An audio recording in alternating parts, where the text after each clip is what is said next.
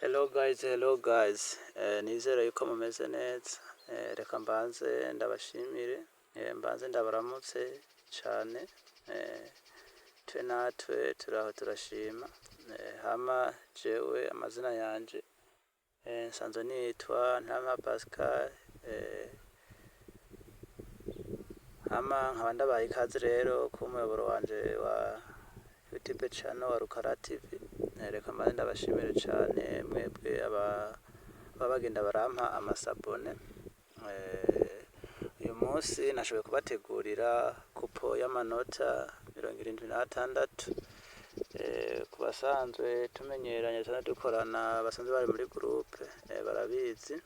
Kupo mba nayizanye ejo ariko hari ibyaciye bigorana. Rero umuntu ashobora ushobora kuronka code n'umuntu aza gushobora gukurikirana iyi video akageza ku musozo. Nushobora kuza kuronka code di kupo. Nashoboye kubashirirako code ya 1xbet, code ya Gatelephone Wistar na code ya Melbet. Abo bantu kubabikoresha nashoboye kuborohereza. Hama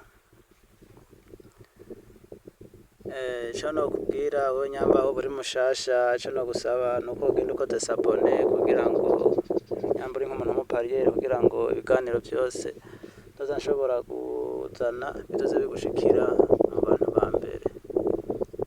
Hama ku bantu bashoboye gukurikirana, hari igihe ushobora ko kuba ushaka kuja nko muri WhatsApp, muce muza kuraba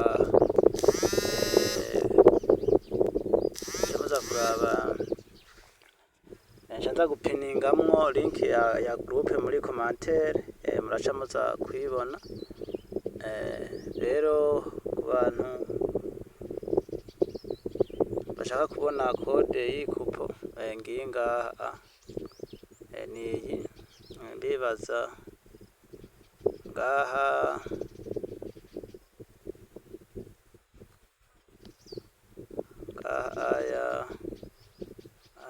murabona code ya 1xbet nitangura, agaca hakurikira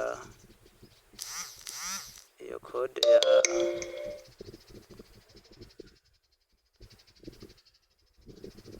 ya Gatelephone Wistar. Iyi ni code ya 1xbet. Hama iyi ni code ya Gatelephone Wistar. Hama iyi ni code ya Melbet.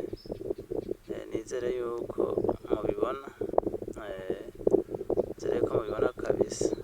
Yego, hama ico nokubwira nyamba ikiganiro coba cakuryoheye, nyamba ikupo nabangira ntanga zikunezera, nuko ugenda ukibuka unsigiye like na comment. Ciao ciao, murakoze.